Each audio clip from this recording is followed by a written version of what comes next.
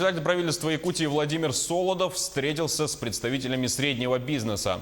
Во время делового завтрака премьер-министр и предприниматели обсудили несколько вопросов. Речь шла и о продвижении товаров под брендом «Сделано в Якутии», и о выходе местных производителей на российский и мировой уровень. Также поднимался вопрос о конкуренции между частным бизнесом и государственными предприятиями. Владимир Солодов отметил, что подобные встречи должны проводиться регулярно, чтобы у представителей бизнеса была возможность встретиться лицом к лицу, обсудить свои проблемы и задать вопросы правительству республики напрямую. Несмотря на неформальный тон встречи, все высказанные вопросы и предложения будут приняты во внимание и не останутся без решений. На самом деле открытость власти к предпринимателям является одним из залогов инвестиционного климата, а для нас это приоритетная задача.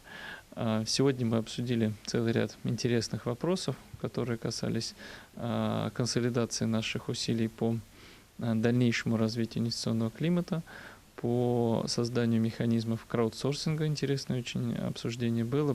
Это механизм, который может позволить предпринимателям самим поддерживать другие предпринимательские проекты. Ну и ряд более точечных вопросов.